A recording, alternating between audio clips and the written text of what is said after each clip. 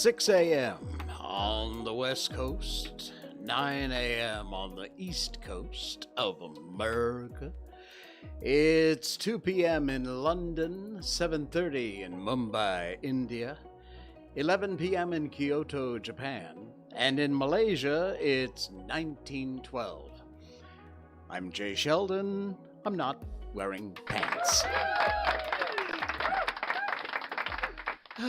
Welcome in. Hello. Welcome to our fans on Facebook, YouTube, Twitch.tv, and of course, Rumble.com. We made it again to Rumble.com. We were a little wonky in the beginning, but we made it. So welcome in to all of our Rumble viewers. You can also find us on Locals. You can find me on Gettr. I have an account over there. All the links are in our description down below in our show notes. You'll also find the links to, at the top of the show notes, all the stuff we're going to talk about tonight, so you can read the full article yourself. We encourage you always to go over and check out the articles. And we've been doing this for 169 shows now. Can you believe it? Over a year. I sit here 3 nights a week and talk to myself. We're also, of course, a podcast, and thank you so much. It's amazing the amount of downloads and listens we get on Spotify, Geo7, Apple, Google Podcasts, Stitcher, Radio Public, all the places. Wherever you have your podcast, look for us. You'll find this little show logo. Just type in "I'm not wearing pants" or Jay Sheldon, and you'll find us, and just hit that subscribe button. You'll get our podcast. It's the same thing you're listening to right now. It's just the audio part of our live stream.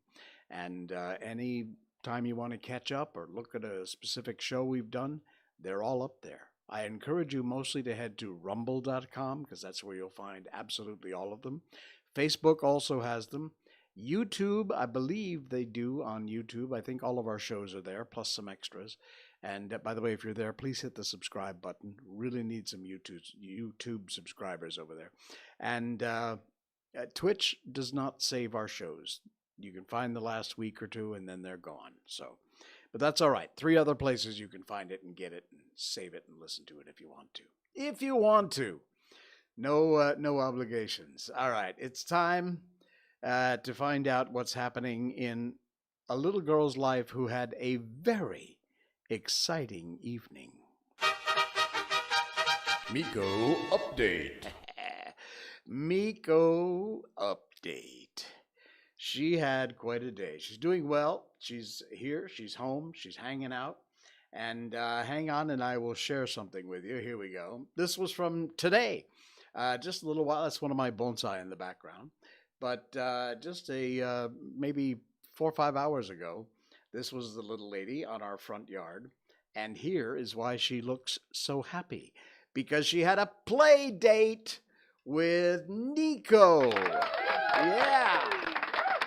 Nico was so happy. They actually, the last time they had a play date, because if you don't know, we're thinking about maybe Nico and Miko might, tie the knot, if you know what I mean. We're thinking about it. It's a good possibility, but we'll see what happens. Anyway, she came over this time, Nico, I should say, and they were just they weren't playing much. They were almost ignoring each other for a while. Here's they do look very much alike. Not so much if you see them straight on, but there's Miko in the background and there's Nico. Yeah, there you go. There's a good side-by-side comparison of Nico and Miko. And yes, we had treats. That's exactly why they struck a pose. That's the only reason that they struck a pose.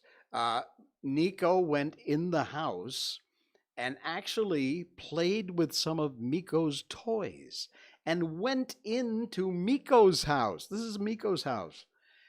And Miko couldn't care less. She was very resource guarding previously with other animals, other dogs. She would not let you look at one of her toys. But today, no, she did great. She let Nico go right in her house. Nico was playing with some of the toys. And here's a bit of the, Nico's mom picked up Miko, and Nico was so jealous. Look at this. He's going crazy because Nico's mom is holding our Miko, and he was absolutely jealous. It was great. They had a great time. They had a lot of fun. And there's Nico's dad with Miko. I know, Nico and Miko, it gets very confusing, right? Yeah, so there's the gang. They had a great time. It was a lot of fun, and we'll get them together again.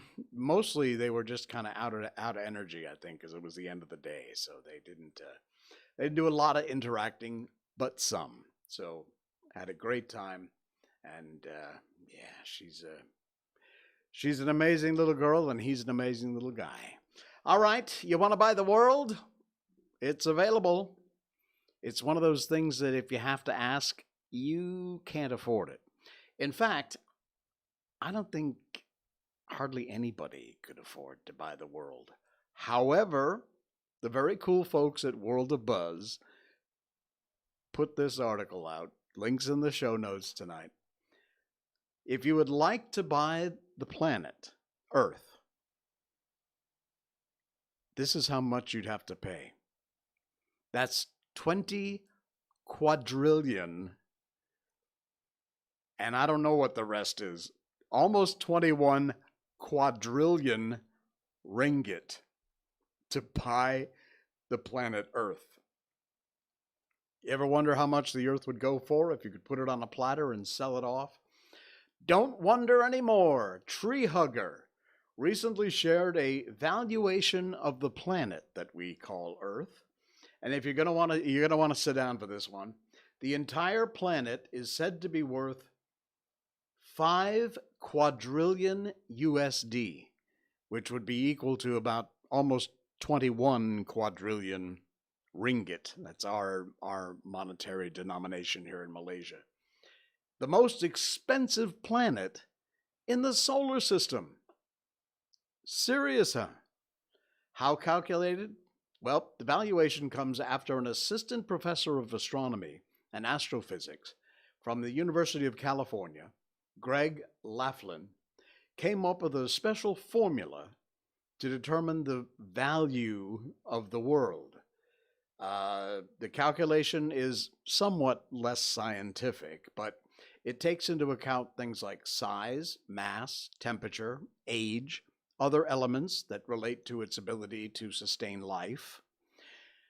And to showcase just how expensive the Earth is, Laughlin also estimated the value of Mars to be about 16,000 USD. That's it. And almost anybody could afford that. About 67,000 ringgit.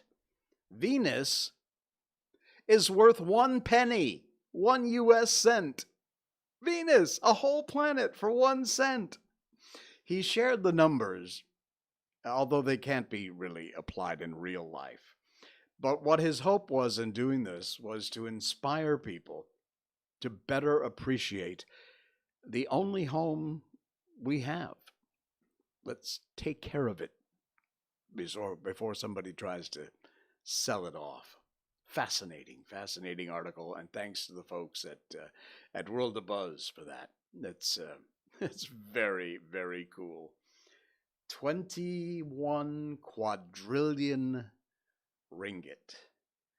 I don't even think former prime ministers could afford that one. Oh. Did I say that? Yes, I did.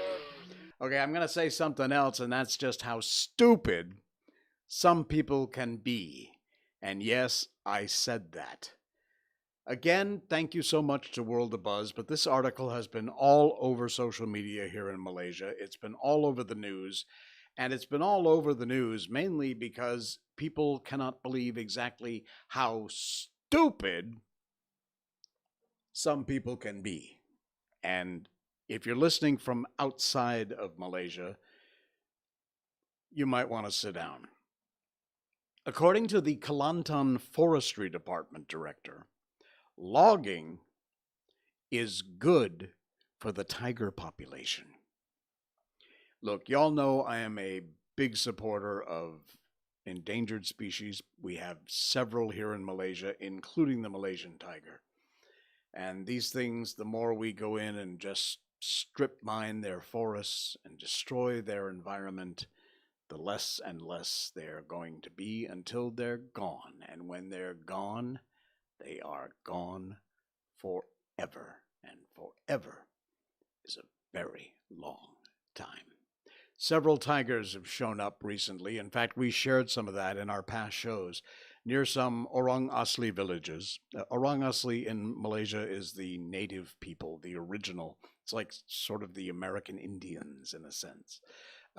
They've shown up near some villages in Kelantan in the past few weeks. Netizens were saying the appearance of the tigers, here's a shot actually of one in the bush, rather blurry one. The appearance of the tigers is because their habitat is getting destroyed by excessive logging activities. The Kelantan Forestry Department has denied it. Not just denied it, but the director of the Forestry Department, whose name I will not say because I don't want to give him any credit because he doesn't deserve any, he said that the claims are untrue and logging in Kelantan is still in a controllable range. Well, if you've seen some of the overhead drone pictures of some of the places they're doing logging, you can tell that it is completely freaking out of control. He says, those of us at Kelantan always abide by the annual cut ration, CTT, that was set by the National Land Council. We will not go over the set rate, which is 3,900 hectares per year. The logging is only done in permanent forest reserves, not permanent forest reserves protection, permanent forest reserves production. So the presence of tigers, according to this guy has nothing to do with logging. Other than that, the director said logging is actually good for the tiger population. I can't believe I'm saying this. According to a study, based on research, the effect of logging can cause small young plants to grow, which will attract prey for the tigers to hunt easily. What you've just said is one of the most insanely idiotic things I have ever heard. At no point in your rambling, incoherent response were you even close to anything that could be considered a rational thought. Everyone in this room is now dumber for having listened to it. I award you no points, and may God have mercy on your soul.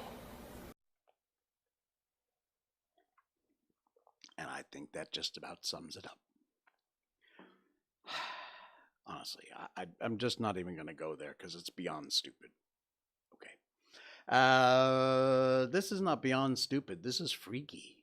Got another great one. It's from allthat'sinteresting.com. Really cool website. Check it out. The link to all this stuff is in our show notes right down below here in our description, so you can read the whole article and check out the pictures and things. But this is weird. Time travel? Could be. Did you ever hear of the chronovisor? Well, check out this link in our show notes. Again, it's from allthat'sinteresting.com.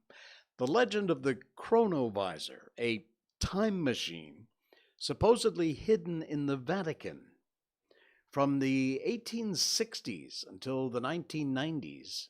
1960s till the 1990s, so for 30 some odd years. Father Pellegrino Ornetti claimed that he helped create a time machine called the chronovisor, which he used to observe the crucifixion of Jesus Christ. This is Father Ornetti in this picture here. From the unsolved disappearance of Emanuela Orlandi in 1983 to a covert collection of documents known as the Apostolic Archive. The Vatican's history is full of secrets, we know that for a fact.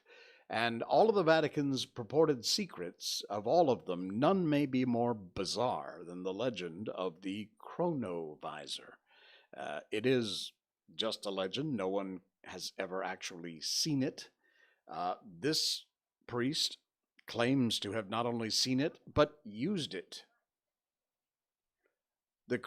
Why are you reading that? Stop reading that. I didn't ask you to read that. Stop. Okay. It's a device that says it gives the user the ability to see through time. Although the existence of the chronovisor has never been proven, a 2002 book by Vatican priest Father Francois Brunet says otherwise. According to Brunet, the chronovisor was developed by Father Ornetti, a Benedictine monk. He allegedly kept the device secret until the early 1960s, when he confided in Brunet and told him that 12 scientists, including physicist Enrico Fermi and former Nazi scientist Werner von Braun, had helped him to build it. How weird is that? Made out of cathode rays, antenna, and metals that receive sound and light signals on all wavelengths, it purportedly allows the team of scientists to document events way in the past, including the crucifixion of Christ. The machine, therefore, could validate the teachings of the Bible simply by providing a first-hand look into the past. Very weird. Very weird. The de facto resource is Brunet's 2002 book, Le Nouveau Mystère du Vatican. In it, I said that wrong, but I don't care. It explains how he met Father Ornetti on a boat across the Venice Grand Canal in the 60s, and he was very well versed in the history of ancient languages, which made for a natural conversation.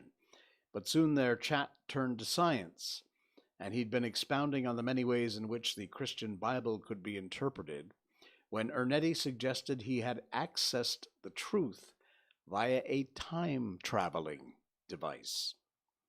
He claimed he and a group of renowned scientists came together in a mutual quest to uncover the past. One of those scientists was Fermi, who won... Oh man, now I completely lost my place, and I don't know why this thing is doing this auto read. Of all the Vatican's purported secrets, none more strange than the chronovisor. And he had access to the device. He claimed a group of scientists came together, and one won the Nobel Prize in Physics in 1938, another ex-Nazi von Braun, whose work, of course, with NASA got men to the moon. So anyway, fascinating article, very cool. Whoops, sorry, wrong button. All right, that's annoying that it's doing this auto read, and I don't know why. So anyway, do check it out. The link's in the show notes. There's more details in the article. It's really rather cool. All right, if you could travel in time, where would you go? If you could pick one time to go and actually watch some event in history, in the past, happen, what would you like to go and see? I'm not sure what my answer would be. I honestly don't know. There's so many to pick from. Okay, Chinese New Year is coming up. It starts about a week from today, a week from yesterday, actually. I believe next Tuesday is the first day of Chinese New Year, the Year of the Tiger. We did talk about it a little bit on our last show. And it's always around this time where people have a real fear, especially if you are 30-something and not married, of going back to your home. Because traditionally, if you don't know, for our listeners around the other parts of the planet, besides Malaysia and China and things, you balik kampung, you go back to your hometown, and you get with all your family, and you all gather, and you celebrate the new year. And of course, all the aunties and uncles and your mom and your dad are there. And the first question is, where is your girlfriend? Or where is your boyfriend? Or why aren't you married yet? And it's always a source of stress and drama for guys and gals who've chosen to be single for whatever reason. Not ready yet, don't want to. For whatever the reason might be, they're always uncomfortable questions. Well, one enterprising Malaysian has come up with a way to possibly, or at least temporarily, help you solve that problem. This again from World of Buzz, links in the show notes. Check out the whole story. Rent a boyfriend for Chinese New Year. Malaysian promotes himself as a boyfriend to rent in an over-the-top presentation. He actually put a PowerPoint together. And yeah, this article shows you the whole PowerPoint. We've seen people go to extra lengths in hopes of finding their significant other. From advertising on a huge billboard, creating a website, vending machines. But this Twitter user decided to promote himself using an over-the-top PowerPoint presentation in an all-out effort to find a partner this coming Chinese New Year. Here's his renting a boyfriend, the economical answer to Chinese New Year 2022. Twitter user Arthur Yo is the mastermind behind this creative pitch. Presented the slides as if it was an actual business pitch, complete with graphs and charts. He even named his make-believe company Pain & Co. Renting a boyfriend. He mentions that he made it out of a massive explosion of chaotic energy. However, I think we can all agree he's done an amazing job. Here's another part of the PowerPoint presentation. Shows you all the USPs, the unique selling points, and all the benefits of renting him as a boyfriend. General Facts made his own statistics, which he included in a number of charts. Parents want a respectable occupation. Youths just want enough sleep. His first slide highlighted the clear expectation mismatch between what youths want and what the parents want. And according to Arthur, a whopping 80% of young adults get questioned by relatives for not having a partner for Chinese New Year. Interest begins to increase around 18 to 25-year-old and peaks from 26 to 30 years old. Key drivers include grandparents looking for great-grandchildren, Chinese New Year chatter fodder, and ancestral peer pressure. While afflicted by the global supply chain, there is always a rental market, and so there has been a price increase too, 884% price increase for rental services through Taobao. Auntie Killer, if you don't fall for me, she will.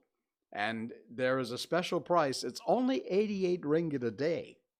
Now at the exchange rate, that would be about what? Maybe 20 USD? Less? 15 USD? So for 15 USD, you can rent this guy to be your boyfriend for the day, or maybe for a couple of few days. At that price, pretty cheap. 88 ringgit a day, that's not bad. That's an okay price. If you're interested, the link is in the show notes. You can get a hold of, what was his name? Andrew, I guess. And, maybe hook up. I assume it's just one customer one time, because once he's rented out, there's only one of them. So good luck with that, Andrew. More power to you. Oh, man. It's inventive. I'll give him that much. All right. We've got we got to move on to our book tonight. And as you know, we're reading Tom Sawyer, and we've blown our way through 9 chapters. We're on chapter 10 in Tom Sawyer. And we're going to continue that tonight. And on we go with chapter 10. We'll close out our show after this. In our last chapter, in our last episode, the boys, Tom and Huck, right, witnessed a murder in the graveyard with Injun Joe, a few other baddies, while they were robbing a grave. So chapter 10 picks up where chapter 9 left off. The 2 boys flew on and on towards the village, speechless with horror. They glanced backward over their shoulders from time to time, apprehensively, as if they feared they might be being followed. Every stump that started up in their path seemed a man and an enemy, and made them catch their breath. And as they sped by some outlying cottages that lay near the village, the barking of the aroused watchdogs seemed to give wings to their feet. "If we could only get to the old tannery before we break down," whispered Tom, in short catches between breaths. "I can't stand it much longer." Huckleberry's hard pantings were his only reply, and the boys fixed their eyes on the goal of their hopes and bent to their work to win it. They gained steadily on it, and at last, breast to breast, they burst through the open door and fell grateful and exhausted in the sheltering shadows beyond. By and by their pulses slowed down, and Tom whispered, "Huckleberry, what do you reckon'll come of this?" "Well, if Dr. Robinson dies, I reckon hanging'll come of it." "Do you, though?" "Why, I know it, Tom." Tom thought a while and then said, "Who'll tell? We?" "What are you talking about? Suppose something happened and Injun Joe didn't hang. Why, he'd kill us sometime or another, just as sure dead as we're laying here." "That's just what I was thinking of myself, Huck. If anybody tells, let Muff Potter do it. He's fool enough. He's generally drunk enough." Tom said nothing and went on thinking. Presently he whispered, "Huck, Muff Potter don't know it. How can he tell?" "What's the reason he don't know it?" "Because he just got a whack when Injun Joe done it. D'you reckon he could see anything? Do you reckon he'd know anything? By hokey, that's so, Tom. And besides, look a here, maybe that whack done for him. Nah, 'tain't likely, Tom. He had liquor in him, I could see that, and besides, he always has. Well, when Pap's full, you might take and belt him over the head with a church, and you couldn't faze him. He says so his own self. So it's the same with Muff Potter. Of course, if a man was dead sober, I reckon maybe that whack might have fetched him. I don't know. Another reflective silence, and then Tom said, Hucky, you sure you can keep mum? Tom, we gotta keep mum. You know that. That Injun devil would make more of drowning us than a couple of cats if we was to squeak about this and they didn't hang him. Now, look a here, Tom. Less'n take and swear to one another. That's what we gotta do, swear to keep mum. I'm agreed. It's the best thing. Would you just hold hands and swear that we... No. That won't do for this. That's good enough for little rubbishy common things, but especially with gals, 'cause they go back on you anyway and blab if they get in a huff. But there ought to be writing about a big thing like this. And blood. Tom's whole being applauded this idea. It was deep, dark, and awful. The hour, the circumstances, the surroundings were in keeping with it. He picked up a clean pine shingle that lay in the moonlight, took a little fragment of red keel out of his pocket, got the moon on his work, and painfully scrawled these lines, emphasizing each slow downstroke by clamping his tongue between his teeth and letting up on the pressure on the upstrokes. Huck Finn and Tom Sawyer swears they will keep mum about this, and they wish they may drop down dead in their tracks if they ever tell, and rot. Huckleberry was filled with admiration of Tom's facility in writing, and the sublimity of his writing. He at once took a pin from his lapel and was going to prick his flesh, but Tom said, Hold on, don't do that. A pin's brass. It might have verdigris in it. What's verdigris? Poison. That's what it is. You swaller some of it once, you'll see. So Tom unwound the thread from one of his needles, and each boy pricked the ball of his thumb and squeezed out a drop of blood. In time, after many squeezes, Tom managed to sign his initials, using the ball of his little finger for a pen. And then he showed Huckleberry how to make an H and an F, and the oath was complete. They buried the shingle close to the wall with some dismal ceremonies and incantations, and the fetters that bound their tongues were considered to be locked, and the key thrown away. A figure crept stealthily through the break in the other end of the ruined building now, but they didn't notice it. Tom, whispered Huckleberry, does this keep us from ever telling? Always? Course it does. Don't make any difference what happens. We gotta keep mum. We'd drop down dead. Don't you know that? Yes, I reckon so. They continued to whisper for some time, and presently a dog set up a long, lugubrious howl just outside, within 10 feet of them. The boys clasped each other suddenly in an agony of fright. Which of us does he mean? Gasped Huckleberry. I don't know. Peep through the crack, quick. No, you, Tom. I can't do it, Huck. Please, Tom, there 'tis again. Oh, Lordy, I'm thankful, whispered Tom. I know his voice. It's Bill Harbison. If Mr. Harbison owned a slave named Bull, Tom would have spoken of him as Harbison's Bull, but a son or a dog of that name was Bull Harbison.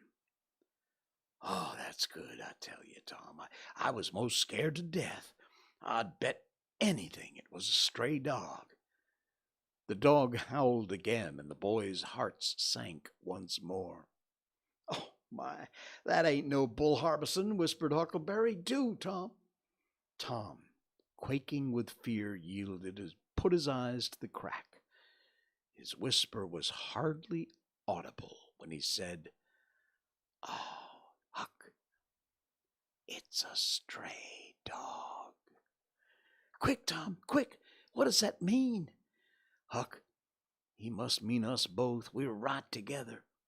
"Oh, Tom, I reckon we're goners. I reckon there ain't no mistake about where I'll go. I've been so wicked." "Dad, fetch it. This comes of playing hooky and doing everything's a feller told not to do. I might have been good like Sid if I'd tried, but no, I wouldn't, of course. But if I ever get off this time, I'll just waller in Sunday schools." And Tom began to sniffle a little. "You're bad," said Huckleberry, beginning to snuffle too. "Consound it, Tom Sawyer, you're just old pie. Long aside, oh, what I am. Oh, Lordy, Lordy, I wish I hadn't had half your chance." Tom choked off and whispered, "Look, Hucky, look. He's got his back to us." Hucky looked with joy in his heart. "Well, he has, by jingoes. Did he before?" "Yes, he did. But I, like a fool, never thought. Oh, this is bully, you know. Now, who can he mean?" The howling stopped. Tom pricked up his ears. "Shh! What's that?" he whispered. "Sounds like hogs grunting." "No, it's somebody snoring, Tom." "That is it. Whereabouts is it, Huck?" "I believe it's down at the other end. Sounds so, anyway.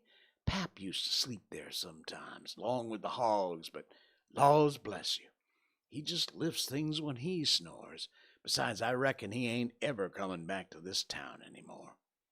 The spirit of adventure rose in the boys' souls once more. "Hucky, do you dast go if I lead?"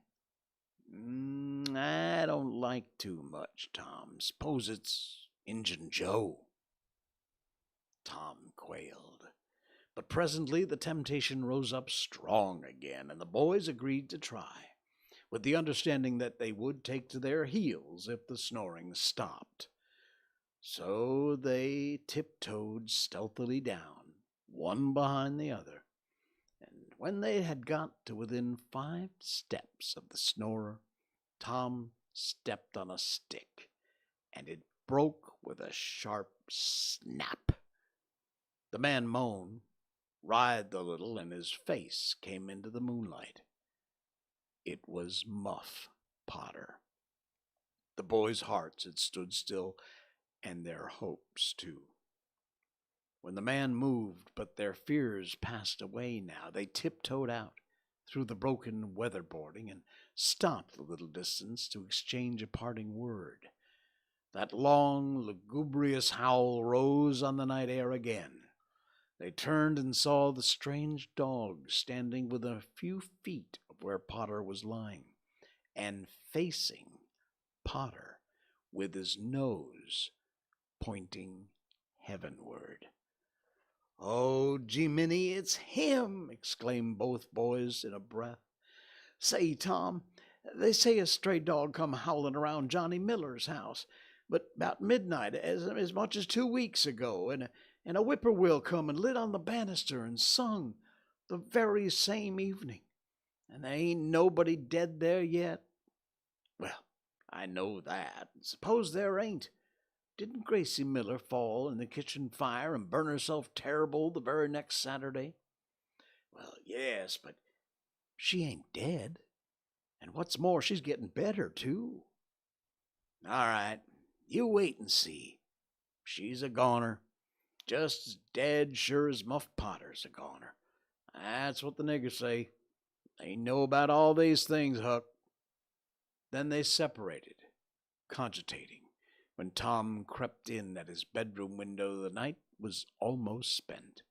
He undressed with excessive caution and fell asleep, congratulating himself that nobody knew of his escapade. He was not aware that the gently snoring Sid was awake and had been for over an hour. When Tom awoke, Sid was dressed and gone. There was a late look in the light, a late sense in the atmosphere. He was startled. Why had he not been called, persecuted till he was up as usual? The thought filled him with bodings. Within 5 minutes he was dressed and downstairs, feeling sore and drowsy. The family were still at the table, but they'd finished breakfast. There was no voice of rebuke, but there were averted eyes. There was a silence and an air of solemnity that struck a chill to the culprit's heart. He sat down and tried to seem gay, but it was uphill work. It roused no smile, no response, and he lapsed into silence and let his heart sink down to the depths. After breakfast, his aunt took him aside, and Tom almost brightened in the hope that he was going to be flogged, but it was not so. His aunt wept over him and asked him how he could go and break her old heart so. Finally told him to go on and ruin himself, bring her gray hairs for sorrow to the grave, but it was no use for her to try any more. This was worse than 1,000 whippings, and Tom's heart was sorer now than his whole body. He cried.